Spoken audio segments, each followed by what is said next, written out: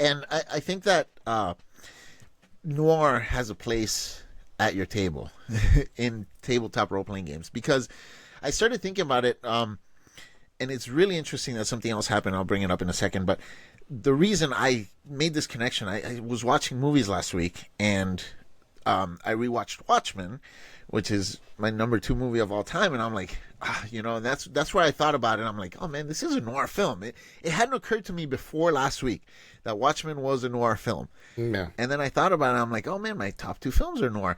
And then I thought, wouldn't it be cool to do this in the Marvel Multiverse Role-Playing Game, to do like a Watchmen noir kind of setting?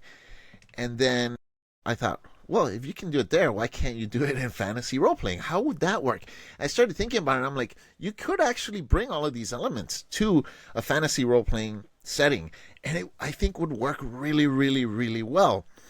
And then, just by pure chance, Amazon had announced, and I missed it because I'm in comics, but somehow I missed it, that they're doing Spider-Noir, TV show with Nicolas Cage, which is based on Spider-Man Noir.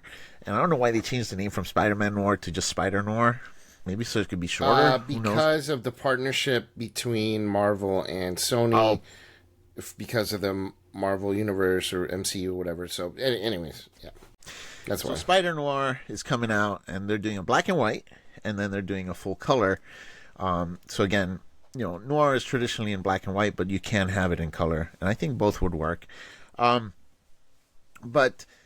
I started thinking about this, bringing it to your table, and I analyzed the elements. I did a lot of research on what makes noir, and there are several tropes that you'll find in a lot of noir. Not in all of them. Not every noir movie uses every single trope, but there are recurring tropes in noir that will put together what makes it noir, right? So yeah, we'll discuss some of those. I'm curious because noir films generally have the one detective. Usually, it's not a group of people. Usually, there's a mystery, and so coming from just role playing games, right? Like, how would you incorporate that into a party?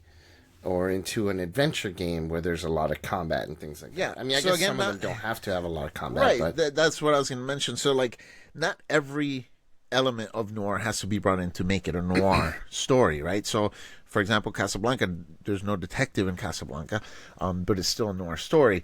But I started thinking about some of the adventures that we've written, since we've written a ton recently for Left for the Vultures, our game that we're making.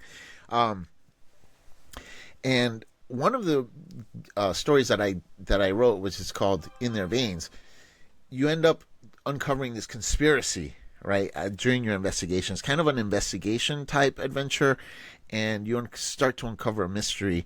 And I thought about it, and I thought, hey, this kind of has elements of noir. I can see how you can easily incorporate noir into a fantasy role-playing game. So generally, again, the setting has to be really dark and gloomy. For our game, Left for the Vultures, which is set in a world where it's eternal night, it's perfect, right? Yeah. So, generally taking place in a city, larger city, because usually you're going to find a large conspiracy, and in a small town, that just doesn't really work so well.